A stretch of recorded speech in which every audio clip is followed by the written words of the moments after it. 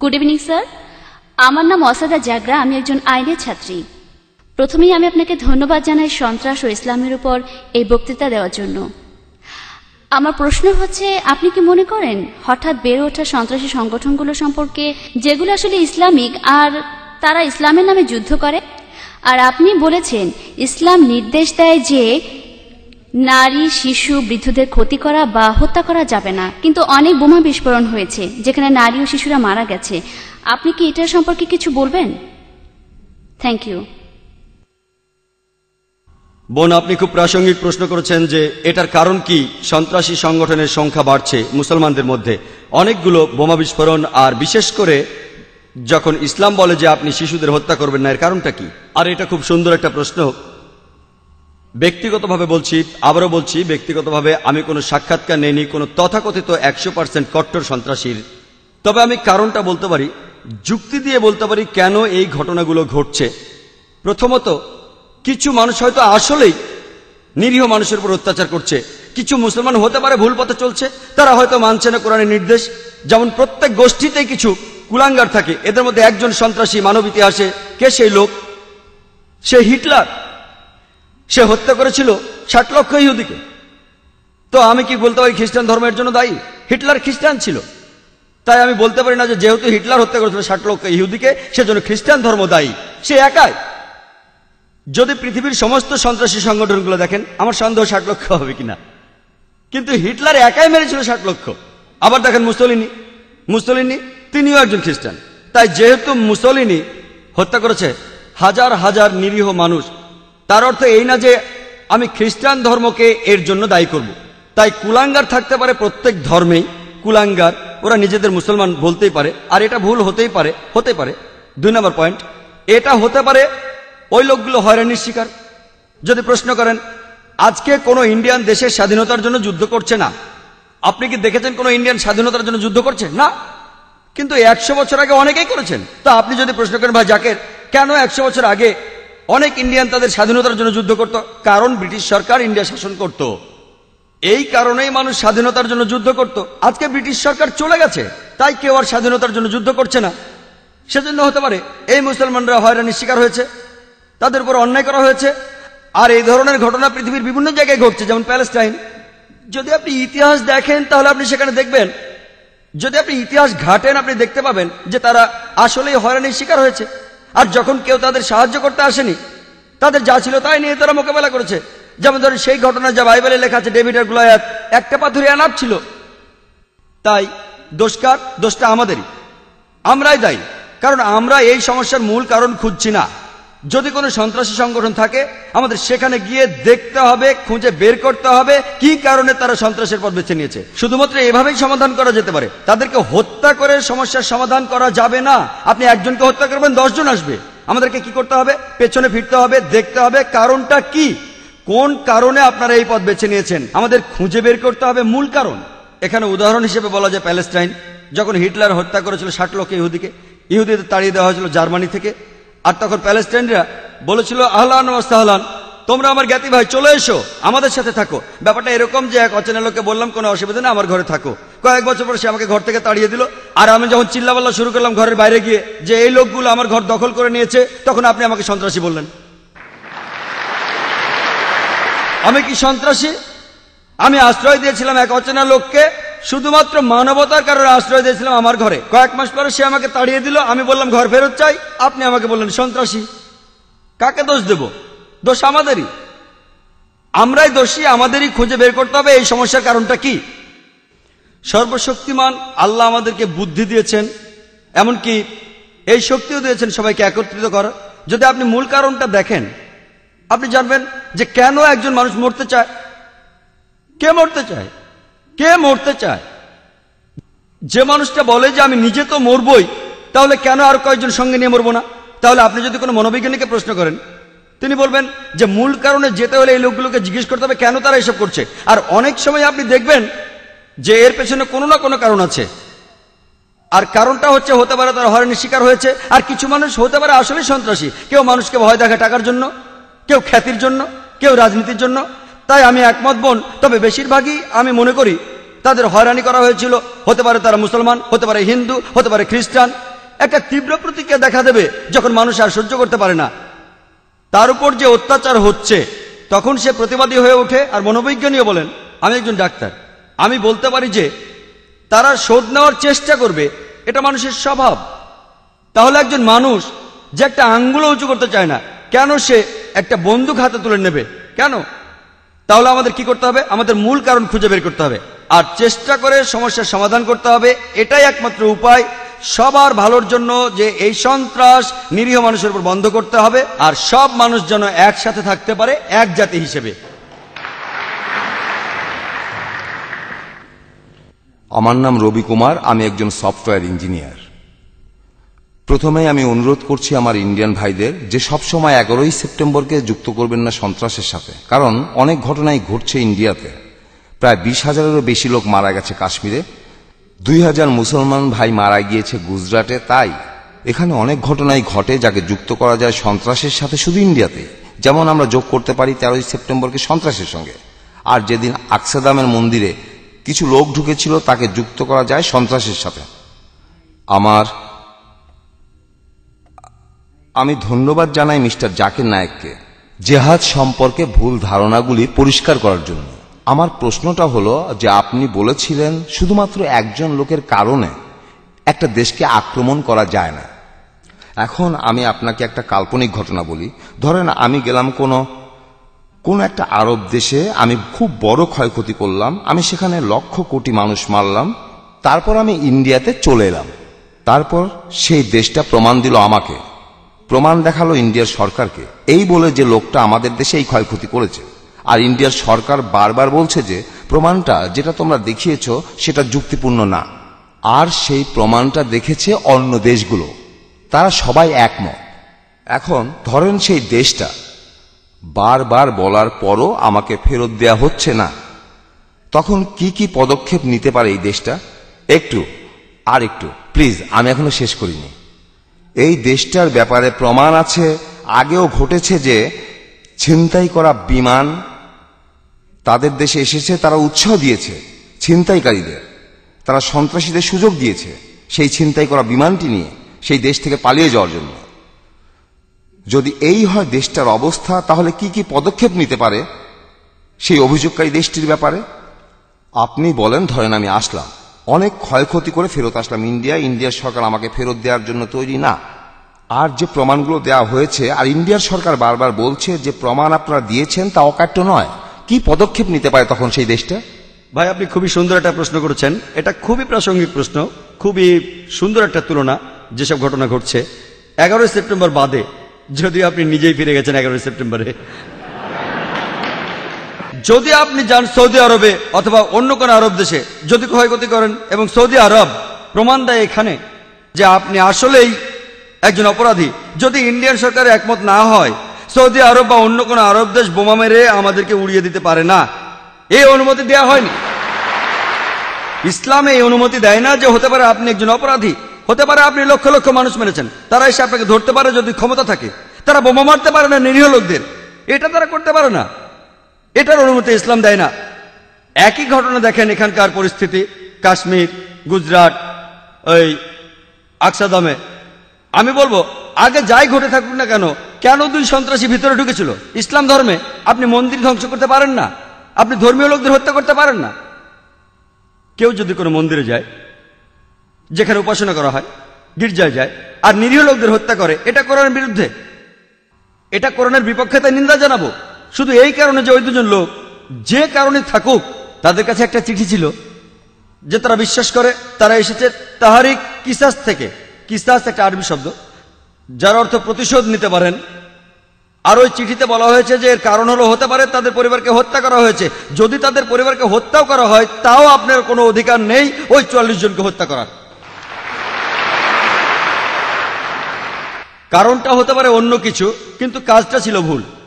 এই কারণে যে যদি তারা জানতো কে তাদের পরিবারের সদস্যদের হত্যা করেছে এবং সেখানে গিয়ে প্রতিশোধ নিত, তাহলে ঠিক ছিল। কিভাবে তারা হত্যা করলো 44 জন নিরীহ লোককে? তাই এমনকি ইসলামেও যদি আপনি জানেন আসল অপরাধী কে, পবিত্র কোরআনের সূরা মায়দায় 32 নম্বর আয়াতে আছে যদি কেউ কোনো মানুষকে হত্যা করে, যদি সেটা খুনের অপরাধ বা অন্য ধ্বংসাত্মক অপরাধ না হয়, তাহলে সে যেন হত্যা করলো পুরো মানব জাতিকে। শুধুমাত্র আপনি যদি জানেন যে ধ্বংসাত্মক কাজ করেছে বা কাউকে হত্যা করেছে, তাহলে তাকে হত্যা করতে পারেন, তা না হলে কাউকে হত্যা করতে পারেন না। ইসলাম নিন্দা করে যেন সে পুরো মানব জাতিকে হত্যা করলো। আশা করি উত্তর পেয়েছেন।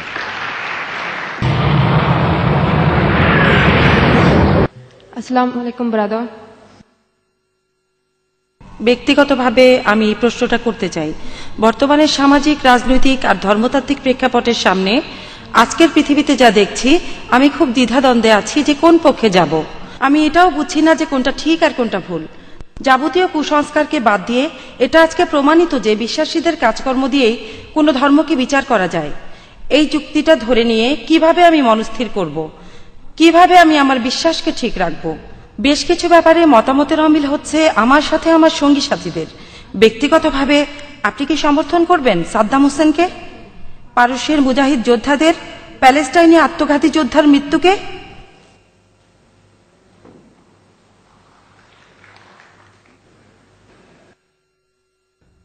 বোন, আপনি প্রশ্ন করেছেন পরস্পর বিরোধী দৃষ্টিভঙ্গি আর চিন্তাভাবনা নিয়ে। তিনি জানেন না কোনটা তার জন্য ঠিক, কার সাথে তিনি একমত হবেন, কার সাথে হবেন না, কি করা উচিত। তিনি আমাকে প্রশ্ন করেছেন যে আমি সমর্থন করি কিনা যা ঘটেছে প্যালেস্টাইনি মুজাহিদদের, যা হয়েছে সাদ্দাম হোসেনের ক্ষেত্রে ইত্যাদি। বোন, আমি আগেও বলেছি অনেক ক্ষেত্রে এগুলো হচ্ছে রাজনীতি। আমি তাই বলি যে সব কিছুর একটা লুকানো কারণ থাকে, কারণ আসলে আমি অনেক দেশে ভ্রমণ করি। আবারও বলি, ঠিক না বলে আল্লাহ মালুম। আমি বলতে পারি না যে ব্যাপারটা এই, কিন্তু আসলে এটার কারণ হাতে গোনা কিছু লোক আর রাজনীতিবিদরা, আবারও রাজনীতিবিদরা। তাহলে রাজনৈতিক কারণেই কাউকে বানানো হচ্ছে কোরবানির গরু, আর এটাই কারণ যে তারা দেখতে চায় যে কাজ হচ্ছে তাদের পক্ষে। আমি একজন মুসলমান হিসেবে যদি আমাকে প্রশ্ন করেন যে আমি কি করব, যদি কেউ আমাকে প্রশ্ন করে, আমি শুধু সত্যটাই বলবো। যদি কেউ তাদের ক্ষতি করে থাকে, যদি কেউ তাদের হত্যা করে থাকে, অত্যাচার করে, এক্ষেত্রে যদি তারা মোকাবেলা করে তাহলে ঠিক আছে, তা না হলে তারা পারে না। আপনি আমাকে জিজ্ঞেস করেছেন কি ঘটছে কোনো একটা বিশেষ ক্ষেত্রে, ওসামা বিন লাদেন বা সাদ্দাম হোসেন। আমি বলবো আমি পুরো ঘটনা জানি না, আমি ফতোয়া দিতে পারি না, আমি পারি না অভিযুক্ত করতে, কারণ আমি তাদের সাক্ষাৎকার নেইনি। মতামত দিতে হলে আগে সাক্ষাৎকার নিতে হবে। তাই আমি বলি আল্লাহ মালুম, আল্লাহ ভালো জানেন। আল্লাহ আমাকে কিয়ামতের দিন জিজ্ঞেস করবেন না যে ওসামা বিন লাদেন সন্ত্রাসী ছিল কিনা।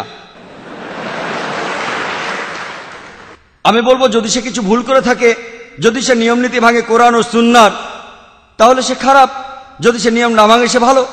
এটার উপর ভিত্তি করে আমি পরীক্ষায় পাশ করব না। আমাকে কি পড়তে হবে? আমাকে পড়তে হবে কোরআন, আমাকে পড়তে হবে ধর্মগ্রন্থ। এই প্রশ্নের উত্তর দেবেন বিশেষজ্ঞরা যারা বিভিন্ন জায়গায় যান, আফগানিস্তানে গিয়ে সাক্ষাৎকার নেন ইত্যাদি।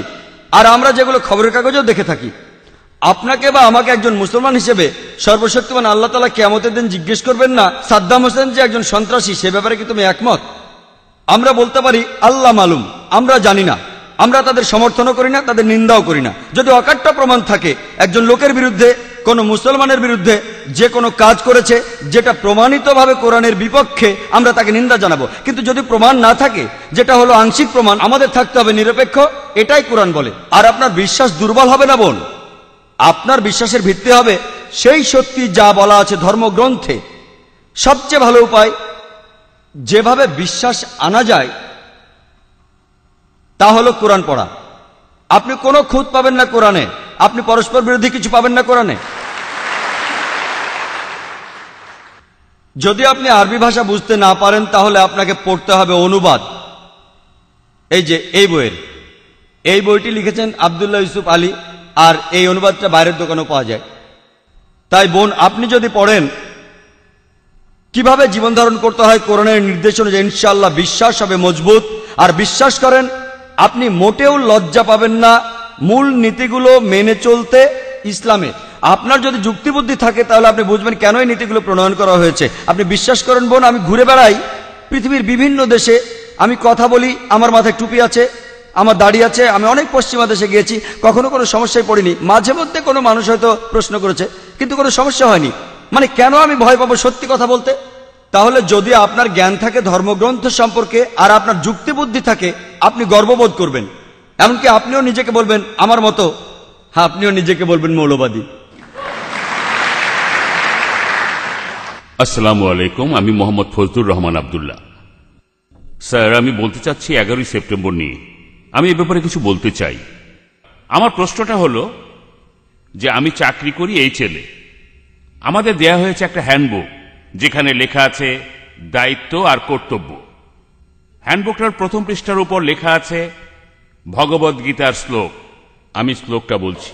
यदा यदा हि धर्मस्य ग्लानिर्भवति भारत अभ्युत्थानम् अधर्मस्य तदात्मानं सृजाम्यहं परित्राणाय साधूनां विनाशाय चतुष्कृता धर्म संस्थापनार्थाय संभवामि युगे युगे।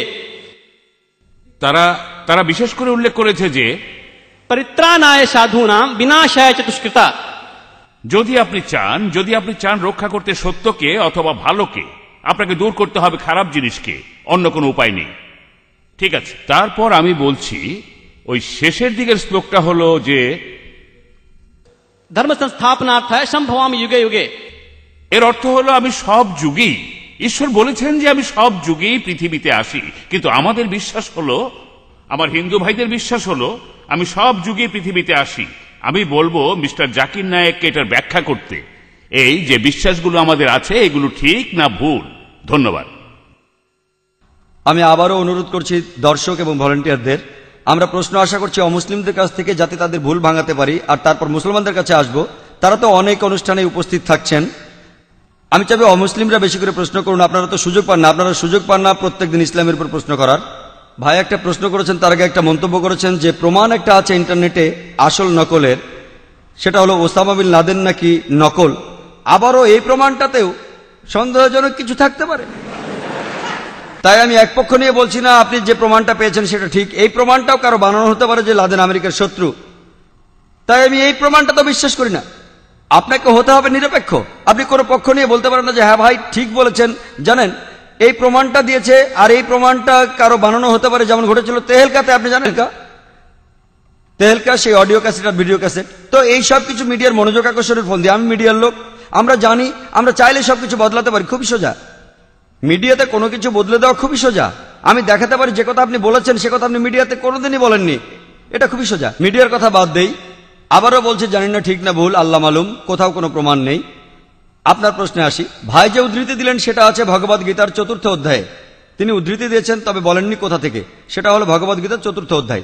যখনই পৃথিবীতে অধর্ম হয়, অসত্য আসে, মিথ্যে আসে, অরাজকতা আসে, তখনই সর্বশক্তিমান স্রষ্টা পৃথিবীতে আসেন এবং গ্রহণ করেন মানুষের রূপ, অবতার। আর তিনি দেখেন যে অরাজকতা চলছে, যে বিপদ চলছে, যে বিশৃঙ্খলা চলছে পৃথিবীতে, তিনি সবকিছু বন্ধ করতে আসেন অবতার বা মানুষের রূপ নিয়ে। এটা ঠিক, আমরা কি একমত? পার্থক্যটা হলো যে আমরা বলি মুসলমান হিসেবে, আমরা মুসলমানরা কি বলি যে সর্বশক্তিমান আল্লাহ তিনি তার দূত পাঠান। যখনই মানুষ বিপদে যায় সত্য থেকে তিনি দূত পাঠাতে থাকেন। যেমন পবিত্র কুরআনে সূরা রাদের 7 নম্বর আয়াতে উল্লেখ আছে যে ওয়ালিকুল্লি কওমিন হাদ। আল্লাহ আরো বলেছেন পবিত্র কুরআনে সূরা ফাতির 24 নম্বর আয়াতে মিন উম্মাতিন ইল্লা খালা ফিহা নাযীর। এমন কোন সম্প্রদায় নাই যাহার নিকট সতর্ককারী প্রেরিত হয় নাই। আমরা যা বলি তা হলো সর্বশক্তিমান আল্লাহ দূত পাঠান। যেমন আদম, মুসা, ঈসা, মুহাম্মদ সাল্লাল্লাহু আলাইহি সাল্লাম, তারা সবাই প্রেরিত দূত সর্বশক্তিমান আল্লাহর। হিন্দুরা বিশ্বাস করে অবতারবাদে, ঈশ্বর মানুষের রূপ নেন। আমরা বলি প্রেরিত দূত, তারা বলে ঈশ্বর মানুষের রূপ নেন। পার্থক্যটা এখানে। পার্থক্যটা হলো তারা বলে সর্বশক্তিমান ঈশ্বর পৃথিবীতে নেমে আসেন মানুষের রূপে। আমরা এতে একমত না, খ্রিস্টানরাও একমত না, ইসলাম একমত না। যে ব্যাপারে আমরা একমত কিছুটা মিল আছে, যদিও ব্যাপারটার মধ্যে অনেক পার্থক্য। তবে আমরা বলি যে সর্বশক্তিমান আল্লাহ দূত পাঠান, তারা আল্লাহর মনোনীত লোক মানুষকে সত্যের পথে নিয়ে আসার জন্য। আর সর্বশেষ যে দূত পৃথিবীর বুকে এসেছেন তিনি হলেন মহানবী সাল্লাল্লাহু আলাইহি সাল্লাম। এবং আল্লাহ বহু গ্রন্থ পাঠিয়েছেন, আমি নাম ধরে উল্লেখ করতে পারি। যদি আপনি দেখেন সেখানে পাবেন ওল্ড টেস্টামেন্ট, নিউ টেস্টামেন্ট। আমরা মুসলমানরা বলি এটাই শেষ গ্রন্থ সর্বশক্তিমান আল্লাহর।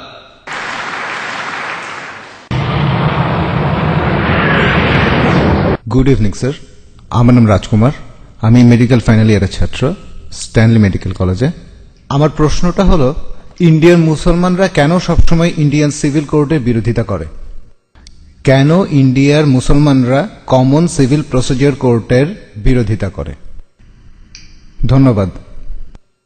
ভাই আপনি খুব সুন্দর একটা প্রশ্ন করেছেন যে কেন মুসলমানেরা বিরোধিতা করে কমন সিভিল কোর্টের। ভাই, আমি কমন সিভিল কোর্টের পক্ষে, কিন্তু সেই কমন সিভিল কোর্টকে হতে হবে সবচেয়ে স্বচ্ছ, যেখানে ন্যায় বিচার পাওয়া যায়। আমি এর পক্ষে।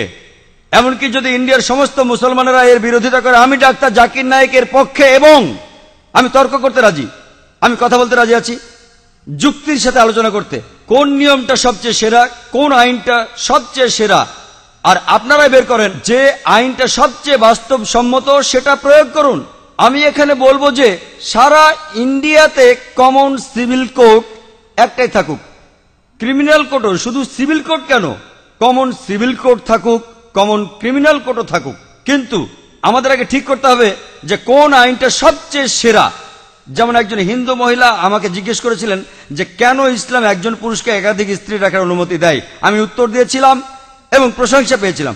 এই উত্তরে একমত হলে আপনাকে কমন সিভিল কোর্টে লিখতে হবে যে একজন পুরুষ একজনের বেশি স্ত্রী রাখতে পারবেন। আমরা জানি পৃথিবীতে মহিলার সংখ্যা পুরুষের চেয়ে বেশি, এর জন্য কোনো সমাধান নেই, কোনো ধর্মের সমাধান দেয়নি, যদিও কোনো ধর্ম বলে না যে মাত্র একটাই বিয়ে করুন, শুধুমাত্র কোরআন ছাড়া। আমি একটা উদাহরণ দিয়েছিলাম যে হিজাবের সঙ্গে ধর্ষণের সম্পর্ক। আমি উপমা দিয়েছিলাম যে সবচেয়ে কঠিন যে শাস্তিটা আমরা দিতে পারি, যে সর্বোচ্চ শাস্তিটা আমরা দিতে পারি, যার ফলাফল সবচেয়ে ভালো, যেমন ইসলাম বলে মহিলাদের হিজাব পরা উচিত। কোন পুরুষ কোন মহিলাকে দেখলে তার দৃষ্টি নিচু করবে, তারপরেও যদি কোনো পুরুষ ধর্ষণ করে সে সর্বোচ্চ শাস্তি পাবে, সেটা হলো মৃত্যুদণ্ড। আমি আমেরিকার পরিসংখ্যান দিয়েছিলাম যে 1990 সালে FBI এর রিপোর্ট অনুযায়ী 1756টি ধর্ষণ সংঘটিত হয়েছে প্রত্যেক দিন 1990 সালে। 1996 সালে US ডিপার্টমেন্ট অব জাস্টিসের রিপোর্ট অনুযায়ী 2713টি ধর্ষণের ঘটনা ঘটেছে প্রত্যেক দিন 1996 সালে, অর্থাৎ প্রতি 32 সেকেন্ডে একটি ধর্ষণ ঘটছে। আমরা এখানে যে 2 ঘন্টা ধরে আছি, আমেরিকায় 200-রও বেশি ধর্ষণের ঘটনা ঘটে গেছে এই সময়ের মধ্যে। আমি বলছি যদি আপনারা ইসলামী শরিয়া মেনে চলেন যে যখনই কোনো পুরুষ মহিলার দিকে তাকাবে সে তার দৃষ্টি নিচু করবে, প্রত্যেক মহিলা ইসলামী হিজাব পরবে, পুরো শরীর ঢাকা থাকবে মুখ ও হাতের কবজি বাঁধে, তারপরও যদি কেউ ধর্ষণ করে সে সর্বোচ্চ শাস্তি পাবে। আমি একটা প্রশ্ন করছি, ধর্ষণের হার কি তাতে বাড়বে, একই রকম থাকবে নাকি কমে যাবে? এটা কমে যাবে, এটাই বাস্তব আইন। আর আপনারা দেখবেন একটা অনুষ্ঠান দেখিয়েছিল বিবিসিতে, যেখানে বলা হচ্ছিল নাইজেরিয়া সম্পর্কে, তারা ইসলামী শরিয়া প্রয়োগ করেছিল, ধর্ষণের শাস্তি মৃত্যুদণ্ড, আর তখনই ধর্ষণের ঘটনা সেখানে কমে গিয়েছিল। পৃথিবীতে সবচেয়ে কম ধর্ষণের ঘটনা ঘটে সৌদি আরবে। আমি সৌদি আরবের পক্ষে বলছি না, তবে যেটা ভালো তার প্রশংসা করা উচিত। আমি অভিনন্দন জানাই LK আদভানিকে। আমার মনে পড়ছে কয়েক বছর আগে 1999 সালে অক্টোবর মাসে তিনি একটা বিবৃতি দিয়েছিলেন স্বরাষ্ট্রমন্ত্রী হিসেবে যে মৃত্যুদণ্ডই হবে একজন ধর্ষকের শাস্তি। তাকে অভিনন্দন জানাই, তিনি ইসলামের কাছাকাছি এসে গেছেন। হয়তো এর পরে স্বরাষ্ট্রমন্ত্রী বলবেন যে সব মহিলাদের হিজাব পরা উচিত। হ্যালো, আসসালামু আলাইকুম। আমার নাম ইয়াসির ফাহামি, আমি এসেছি ইরান থেকে। আমি যেটা জানতে চাই, আপনি নিশ্চয়ই সালমান রুশদির স্যাটানিক ভার্সেস পড়েছেন। একজন মুসলমান হিসাবে কেউ বইটা পছন্দ করবে না। আপনি কি মনে করেন যে ইমাম খোমেনি যা করেছিলেন তিনি কি ফতোয়াটা দিয়ে ঠিক করেছিলেন? এটাই আমার মূল প্রশ্ন। ইমাম খোমেনি যা করেছিলেন ফতোয়া জারি সালমান রুশদির বিরুদ্ধে, সেটা কি ঠিক ছিল? আপনি প্রশ্ন করেছেন সালমান রুশদি সম্পর্কে ইমাম খোমেনি যে ফতোয়া জারি করেছিলেন সেটা ঠিক ছিল কিনা। আমার প্রশ্ন হচ্ছে কেন ইমাম খোমেনি ফতোয়া জারি করলেন 1 বছর পরে? যে দেশ সবার আগে সালমান রুশদির স্যাটানিক ভার্সেস নিষিদ্ধ করেছিল সেটা ইন্ডিয়া। আর আমি এই কাজটার জন্য রাজীব গান্ধীকে অভিনন্দন জানাই। কেন ইমাম খোমেনি সালমান রুশদিকে হত্যা করার ফতোয়া দিলেন 1 বছর পরে? কারণ তাকে নিয়ে কোনো খবর হচ্ছিল না। সবই রাজনীতি, রাজনীতির খেলা। আপনি যদি ফতোয়া দিতে চান আপনি সেটা দেবেন। বইটি পৃথিবীর বিভিন্ন দেশে সমালোচিত হয়েছে, অনেক দেশ নিষিদ্ধ করেছে, আর তিনি ফতোয়া দিলেন তাকে হত্যা করতে হবে। ঠিক না বেঠিক সেটা পরের কথা। এটাই হচ্ছে রাজনীতির খেলা, রাজনৈতিক সুবিধা, এইসবই রাজনীতির খেলা। কিন্তু রাজীব গান্ধী যা করেছিলেন হয়তো তিনি এটা জানতেন না। আমি আগেও এই স্যাটানিক ভার্সেস নিয়ে কথা বলেছি, যদিও বইটা ইন্ডিয়াতে নিষিদ্ধ। আমি বইটা পড়েছি, হয়তো জানেন সালমান রুশদি বলে যে সে মুসলমান ছিল, সে কাউকেই বাদ দেয়নি। তার বইতে সে রানী এলিজাবেথকে ছোট করেছে। আর সেই একই ব্রিটিশ সরকার এক আমেরিকান লেখকের বই নিষিদ্ধ করেছে অশ্লীল শব্দ ব্যবহারের জন্য, father, uncle, cousin, king, Margaret থ্যাচারকে উদ্দেশ্য করে। আর এই সালমান রুশদি শব্দটাকে আরো ভয়াবহ করলো আইএনজি যোগ করে। তারপরেও বইটা খুব জনপ্রিয়।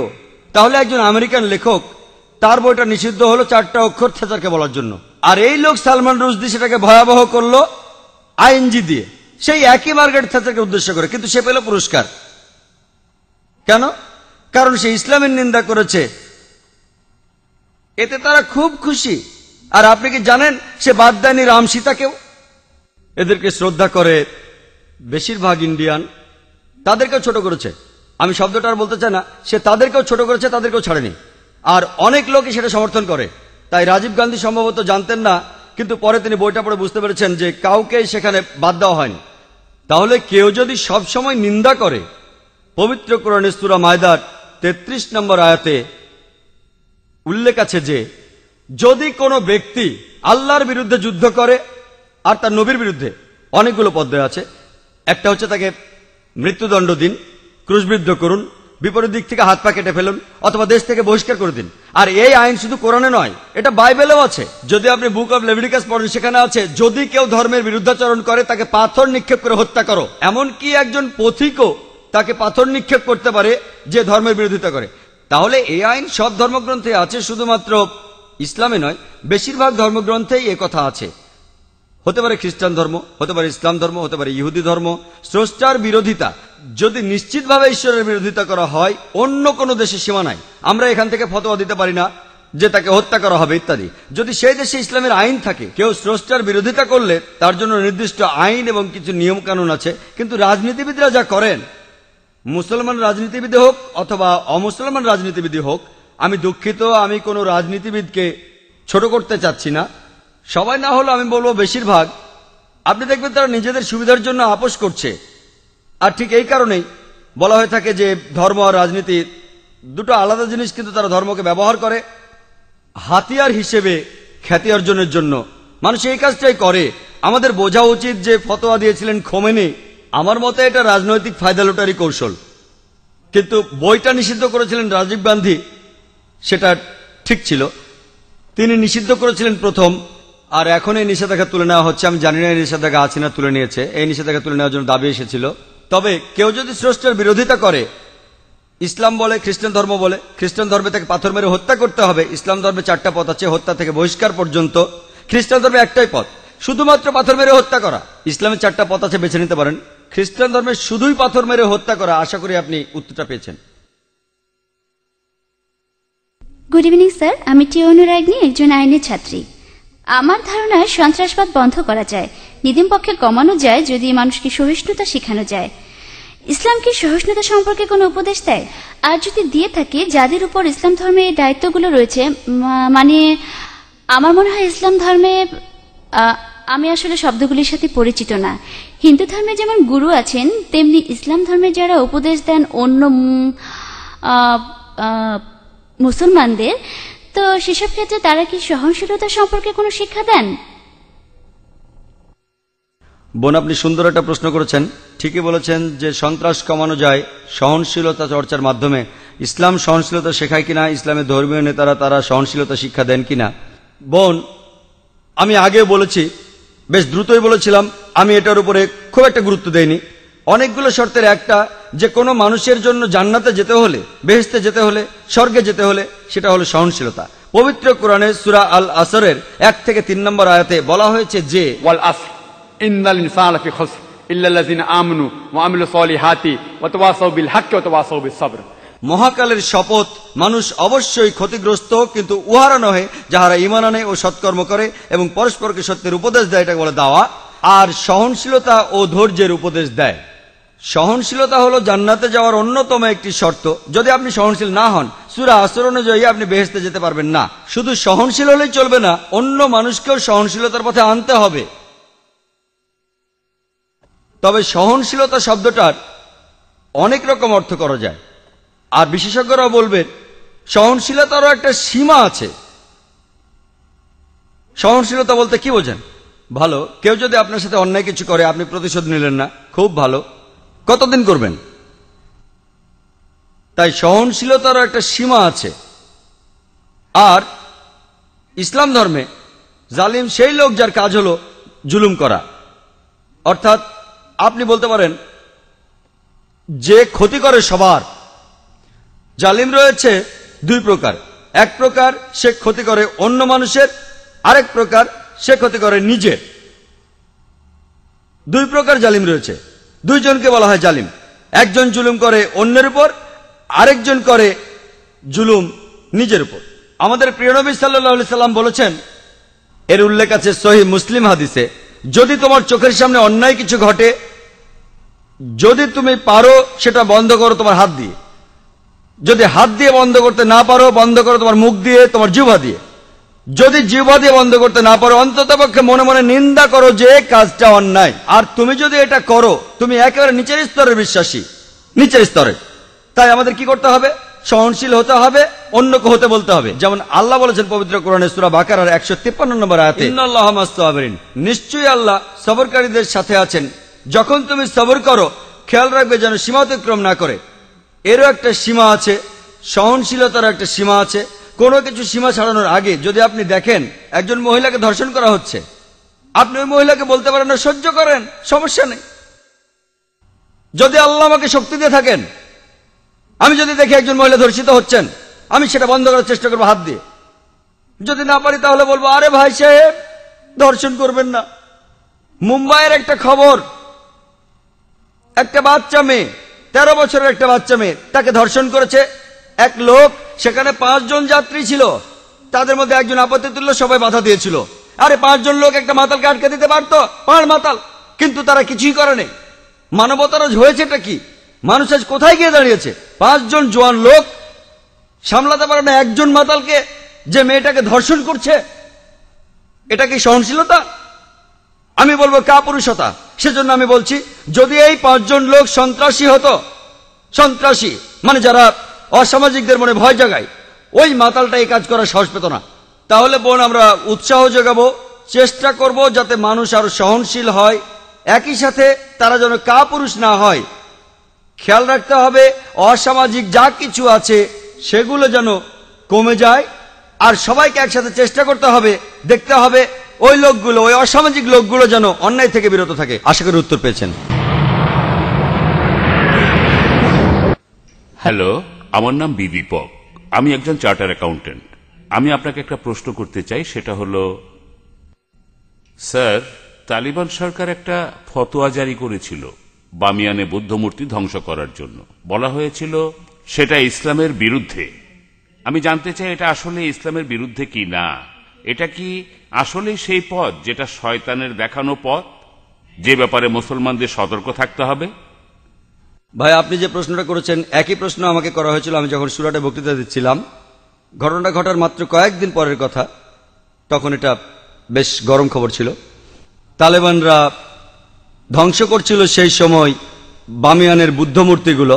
ভাই আমাকে প্রশ্ন করেছেন যে এটা কি ইসলামের বিরুদ্ধে ইত্যাদি। একই প্রশ্ন আমাকে একজন অমুসলিম জিজ্ঞাসা করেছিল সুরাটে, যে কাজটা ঠিক না ভুল। আর তখন কিছু পরস্পর বিরোধী খবর শোনা গিয়েছিল আসলে তারা মূর্তিগুলো ধ্বংস করেছে কিনা।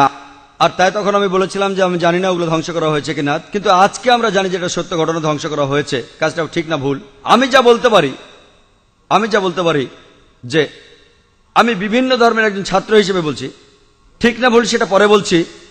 আমি যেটা বলতে পারি যে অবশ্যই তালিবানরা যদি তারা বুদ্ধ মূর্তিগুলো ধ্বংস করে থাকে, তারা যেটা করেছে তারা আসলে বৌদ্ধদের উপকারী করেছে। আমি বিভিন্ন ধর্মের একজন ছাত্র, আমি বৌদ্ধ ধর্মগ্রন্থ পড়েছি, আমি পড়েছি ধাম্মাপাঠ, আমি ধর্মগ্রন্থগুলো পড়েছি। এই ধর্মগ্রন্থগুলোর মধ্যে কোথাও লেখা নেই যেখানে বুদ্ধ বলেছেন যে আমার মূর্তি পূজা করো। বুদ্ধ কখনোই বলেননি যে বৌদ্ধরা মূর্তি পূজা করবে। মূর্তি পূজা পরে চালু হয়েছে। আমি যেটা বলতে পারি বিভিন্ন ধর্মের একজন ছাত্র হিসেবে, ঠিক না ভুল সে ব্যাপারে পরে আসছি, তারা যেটা করেছিল আসলেই তারা বৌদ্ধদের উপকার করেছিল। আর বৌদ্ধ ধর্মগ্রন্থের মধ্যে কোথাও লেখা নেই তার মূর্তি বানাতে হবে। এবার প্রশ্নটাতে আসি।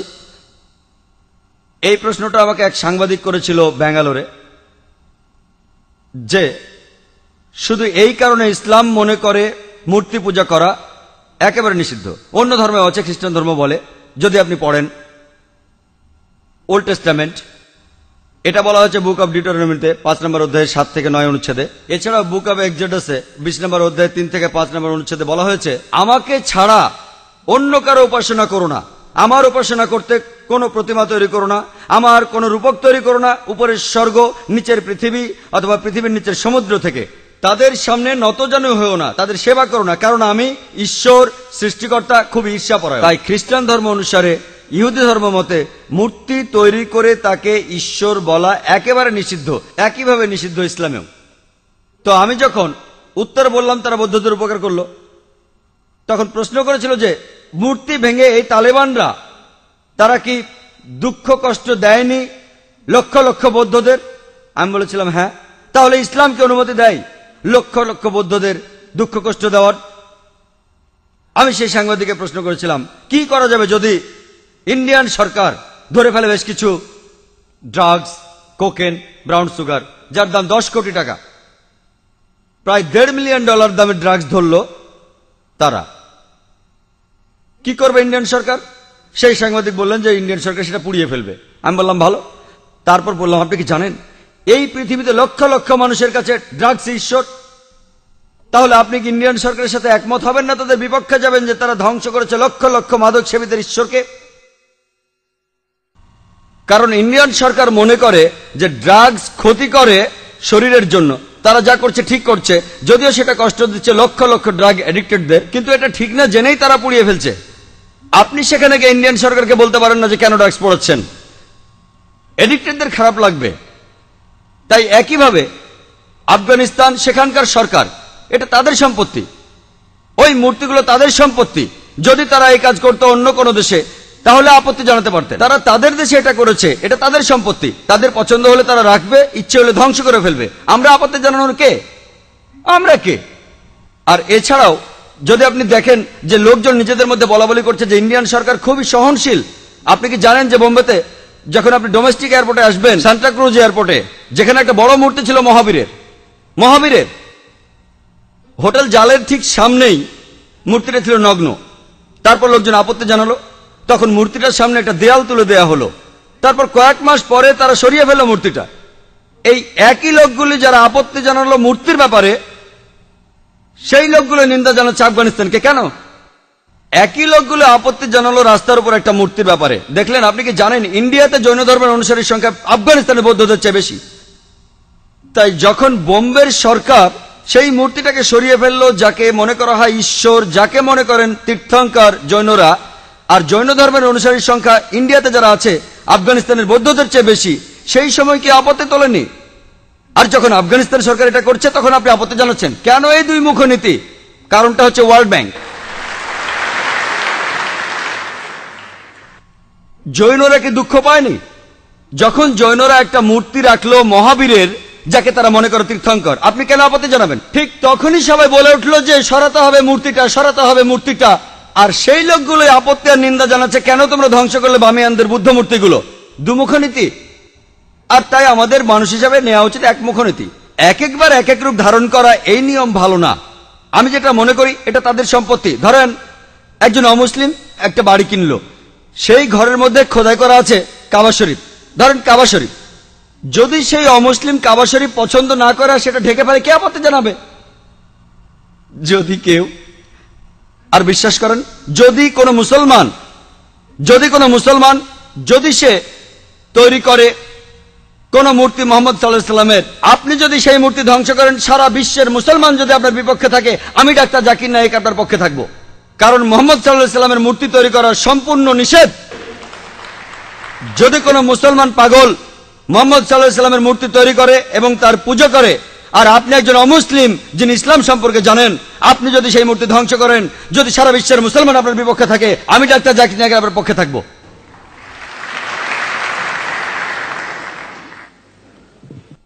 মিস্টার জাকির নায়েক, ইসলাম ধর্ম কি বলে অন্য ধর্ম বা ধর্মীয় দেবতাদের অপমান বা ছোট করার ব্যাপারে? আমি এই প্রশ্নটা যে কারণে করেছি যে যখন একজন ইন্ডিয়ান চিত্রশিল্পী, যিনি একজন মুসলমান, তিনি এঁকেছেন হিন্দু দেবী সরস্বতীকে নগ্ন অবস্থায়, যেখানে সবাই প্রশংসা করেছিল যে এটা মত প্রকাশের স্বাধীনতা। আর প্রত্যেক ইন্ডিয়ান এবং সমর্থকই যখন সালমান রুশদি একটা বই লিখেছিল ইসলাম সম্পর্কে, যখন বইটা রাজীব গান্ধী নিষিদ্ধ করলেন প্রায় প্রত্যেক ইন্ডিয়ানই সেটা সমর্থন করেছিল, কিন্তু যখন হুসেন আঁকলেন একজন হিন্দু দেবীকে নগ্নভাবে, ইন্ডিয়ার রাজনৈতিক দলগুলো বিশেষ করে কমিউনিস্ট দলগুলো তারা বলেছিল যে এটা মত প্রকাশের স্বাধীনতা, তিনি যা খুশি আঁকতে পারেন। এখন ইসলামের সম্পর্কে কি বলে? অন্য ধর্মের দেবতাদের অপমান করা সম্পর্কে? ভাই, আপনি যে মুসলমান শিল্পীর কথা বলেছেন তিনি FM হোসেন, নাম বলেননি, হয়তো জানেন না বা জেনেও বলতে চাননি। FM হোসেন বোম্বেতে থাকেন, আমিও শহর থেকে এসেছি।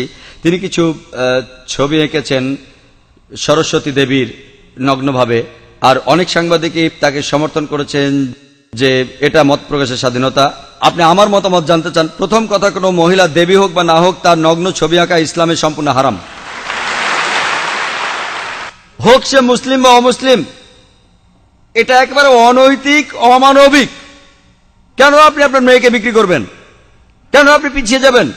দেখেন পশ্চিমা কালচারে কি হচ্ছে। তারা বিক্রি করছে আমাদের বোনদের, বিক্রি করছে মায়েদের। একটা বিখ্যাত অ্যাডের নাম শুনেছিলাম, বিএমডাব্লিউ গাড়ির। বিএমডাব্লিউ গাড়ির নাম শুনেছেন?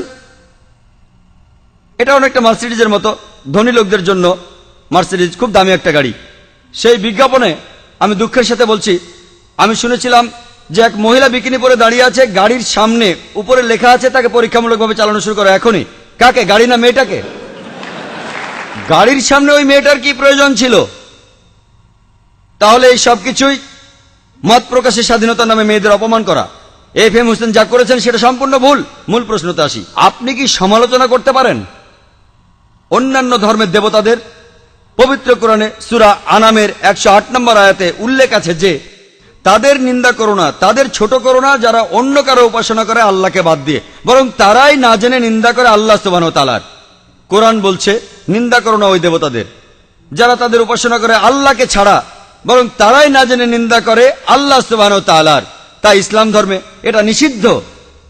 আরো নিন্দা করা কোন ধর্মের দেবতাকে যদিও আপনি তাকে মানেন না, এটা নিষিদ্ধ। একই কথা কোরআনের সূরা আনামের 108 নম্বর আয়াতে বলা হয়েছে। আর FM হোসেন যা করেছেন, একটা নগ্ন ছবি এঁকেছেন, এটা ইসলামে সম্পূর্ণ নিষিদ্ধ। আশা করি উত্তরটা পেয়েছেন।